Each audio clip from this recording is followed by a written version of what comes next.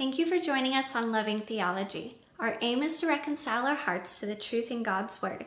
We hope that you find something inspirational in today's message.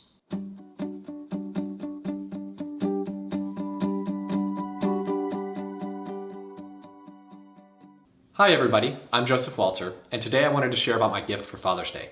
Now, about a month ago on Mother's Day, we shared some of our story of the 2 miscarriages that we've had, as we said Happy Mother's Day to those who've struggled to conceive or had a loss. Now, my gift for Father's Day that I got this year is something of a milestone in that story, so I wanted to give you an update.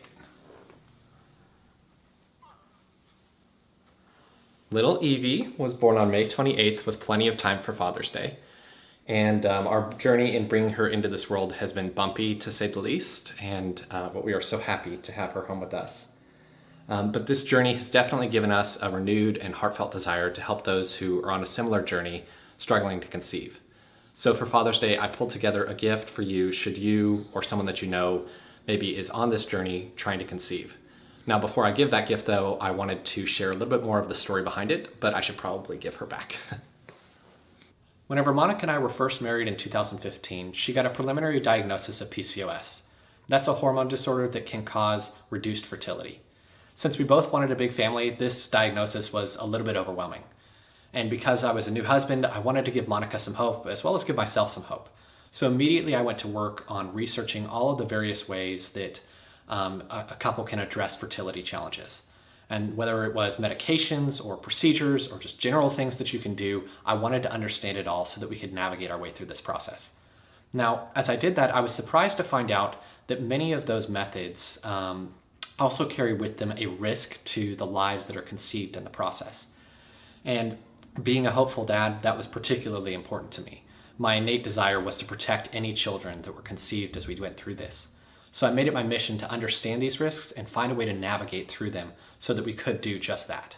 So before we went down this road and actually put into practice anything that we had learned in the process, we found out that we were pregnant with our first daughter, Abigail. While we were excited about that, I've got to be honest, the whole experience left us with really an overwhelming desire to help couples who've been in this situation struggling to conceive.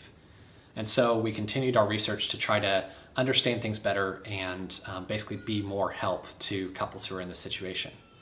Now, 3 years later and 2 kids later, we had 2 miscarriages.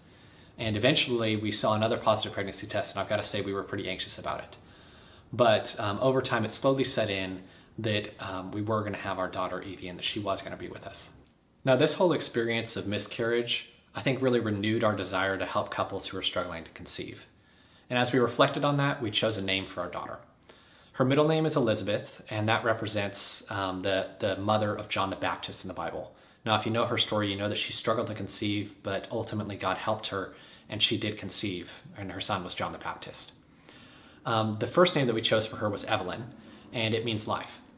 And basically what we wanted to do was, in putting this name together, was to help couples who are struggling to conceive come alongside them and help them go through that process, and also to help them protect the lives that are conceived along the way. So in honor of Evie being born, we wanted to publish the first release of a guide that we've written for Christian couples who are trying to conceive. And in this guide, we'll do our best to basically put together the information that you would need to make an informed decision about which approach you would want to use to support conception, and also about the decisions that you would have to make along the way as you do that. We're going to have a specific focus around protecting any lives that are conceived in the process. And we wanted this to be our gift to you for Father's Day.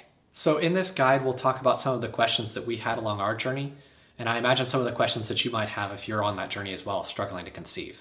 Questions like, why is it so hard to conceive? And where is God in this process? We'll also try to give some very practical information about all of the various ways that we can support conception.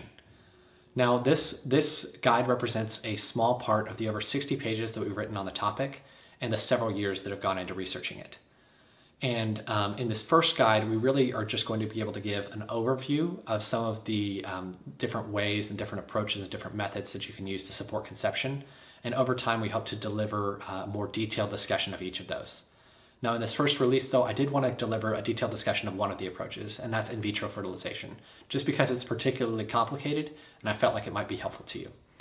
Now, you can find that guide at our website, which is lovingtheology.com, or we'll put a link in the description below so that you can find it more easily. If you would like more content, don't forget to click the subscribe button. In the description below, you can see links to more videos you might find helpful. You can also subscribe to our email at lovingtheology.com, check out our podcasts, or follow us on Instagram and Facebook. Thanks again for joining us.